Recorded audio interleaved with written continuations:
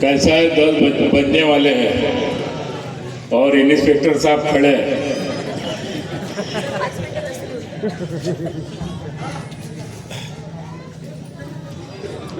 बोलो भारत माता की जय। अरे आवाज ऐसा लगाओ कि पूरे प्रभात 4 में जरा गूंजे। तुम्हारे आवाज से कांग्रेस वाले भाग जाएंगे। बोलो भारत माता की जय। भारत माता की जय। वंदे मातरम। वंदे। मातरम।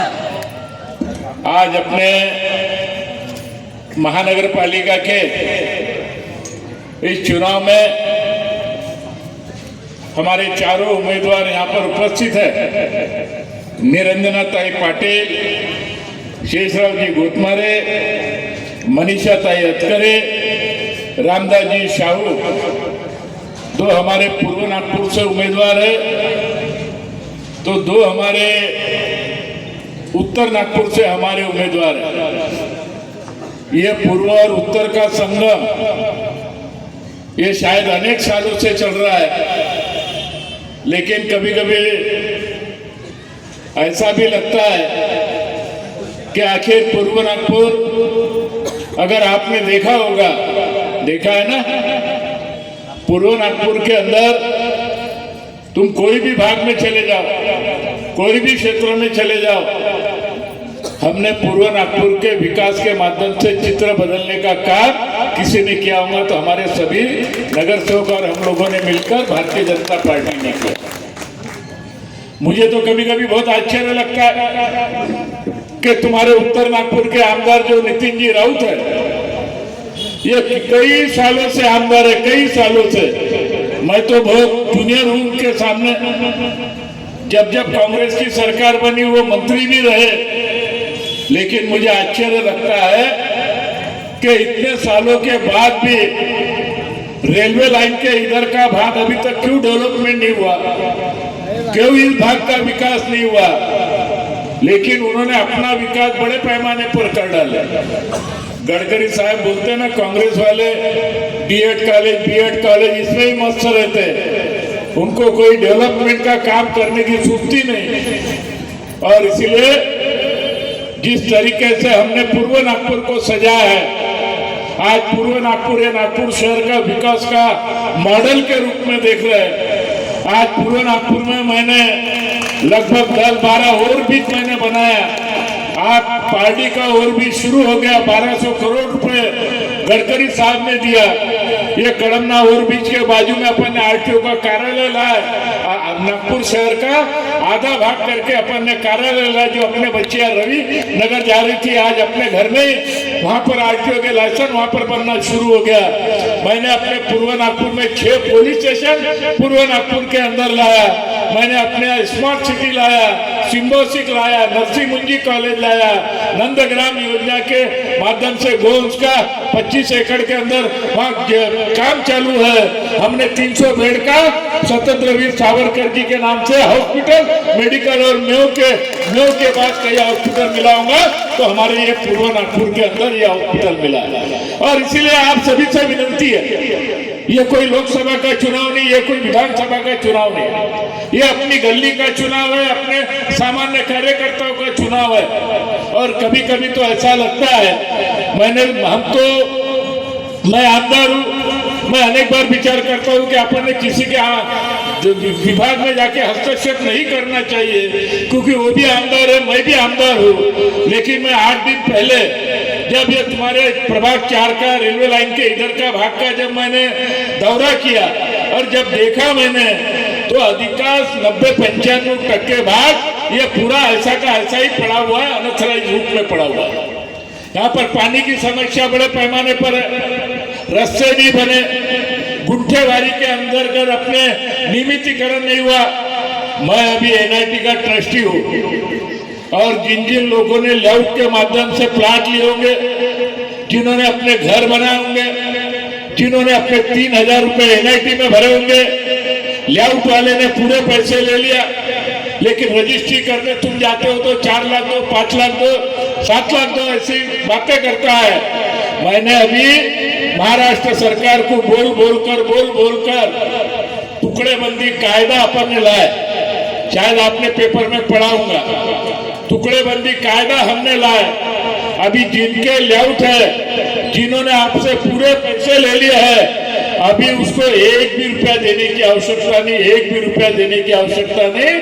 तुम्हारा मैंने अभी प्लेन टेबल सर्वे करवाया, मैंने अधिकांश अपने पूर्व नागपुर का प्लेन टेबल सर्वे कराया, सिटी सर्वे की मौजूदगी हो गई, उनको अभी डिमांड एनआईटी के माध्यम से मिली और मैंने ऐसा आदेश निकाला है कि कोई लेआउट वाले के तरफ जाने की जरूरत नहीं, किसी को एक रुपया देने की जरूरत नहीं। अगर आपने 3000 रुपये एनआईटी में भरा होगा, नहीं भरा होगा तो भर लो जाके।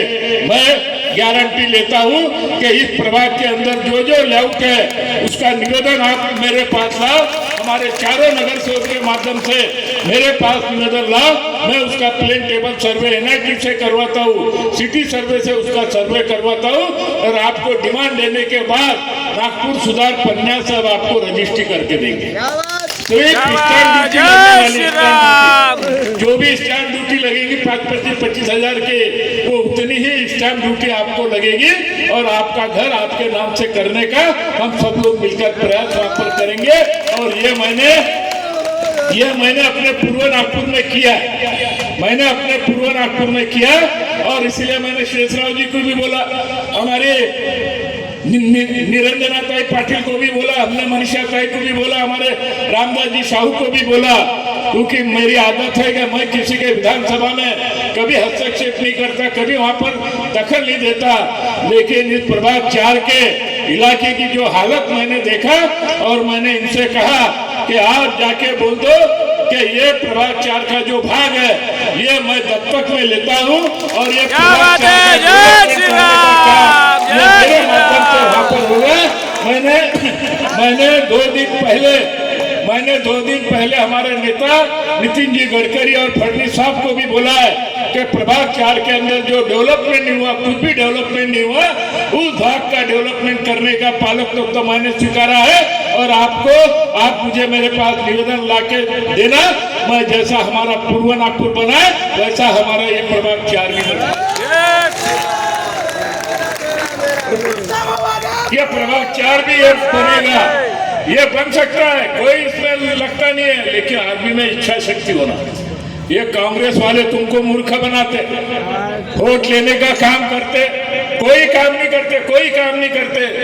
आज गडकरी साहब ने 8-10 साल में नागपुर शहर का चित्र बदला कि नहीं? कोई भी जाओ, आज तुम्हारे उत्तर नागपुर से कामठी रोड को मेट्रो जा रही है, बोर बीच वहां पर बन गया, हमारे पूर्व नागपुर में मेट्रो जा रही है, अनेक प्रकार के काम हमारे यहाँ पर बिहानी हो सकते थे, लेकिन आमदार को वो करना नहीं है, उसको सिर्फ वोट उनके पैकेट है, भाई जाके वो ज्यादा ध्यान देते हैं और बाकी इलाके को वो छोड़ देते हैं। और इसलिए मेरी आप सभी से विनती है कि आने वाली 15 तारीख ये महत्वपूर्ण तारीख है, अपने इस प्रभाग की किस्मत बदलने वाली तारीख है। और इसलिए मैंने शेषराव जी और पाटिल मैडम को बोला है कि आप कभी भी जाना और वहां पर बोलना कि कृष्णा खोपड़े ने यह भाग दत्तक लिया है और आप मेरे को निवेदन लाके देना, मैं निश्चित रूप से आपके सभी काम करने का मैं प्रयास करूंगा। आप भारतीय जनता पार्टी के हमारे 4 उम्मीदवार हैं, उनको आप मतदान करोगे क्या नहीं करोगे? पक्का करोगे क्या नहीं करोगे? पक्के में करोगे क्या नहीं करोगे? धन्यवाद। हमारे यहाँ पर मंच पर बैठे हमारे यादव जी भी है, परवीन शेख जी भी है, दिलीप पाल जी है, सीताराम साहू है, दशरथ साहू है, सूरज साहू है और रेणु साहू है। सभी का मैं मनोपूर्वक आभार मानता हूँ, किसका नाम छूट गया होगा तो माफ करना। लेकिन यह चुनाव, यह 15 तारीख का यह महत्वपूर्ण चुनाव, आप सभी में इतने ज्यादा मतदान कर मैं यहाँ पर बोल के जा रहा हूँ। हमारे इधर एक मिनट हमारे इधर 38 बूथ है, कितनी नहीं बूथ दोनों मिलके 69 बूथ है और आधा उधर है और आधा इधर है। हमारे इधर जितने बूथ है 35-34 बूथ है, हमारे यहाँ 100% मतदान हमारे चारों उम्मीदवार भारतीय जनता पार्टी के उनको होने वाला है।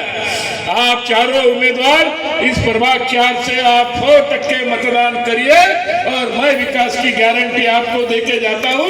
मैं विकास का काम आपका करूंगा, यही बोल के आप सभी को बधाई देता हूं। धन्यवाद। जय श्री राम। कृष्णा भाई आगे बढ़ो। आज कृष्णा भाव ने हमें भरोसा दिलाया है कि हमारा प्रभाग 4 उन्होंने दस्तक दिया है। धन्यवाद कृष्णा भाऊ। जालना जब पाऊंगे अगर रसगुल्ला लाऊं। जय श्री राम। भारतीय जनता पार्टीचा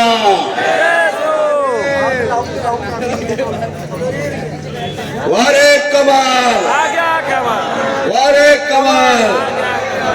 सभी हमारे उम्मीदवार कृष्णा भाऊ का स्वागत करेंगे, ऐसे मैं उनको विनती करता हूँ। कृष्णा भाऊ आगे बढ़ो, कृष्णा भाऊ आगे बढ़ो। वारे कमाल, भारतीय जनता पार्टीचा। धन्यवाद। आप सभी हमारे गुलशन नगर के सभी यहाँ पर उपस्थित हुए हमारे माता भाई ने, उन सभी का बहुत बहुत धन्यवाद। और यहाँ पर जो निमंत्रित हमारे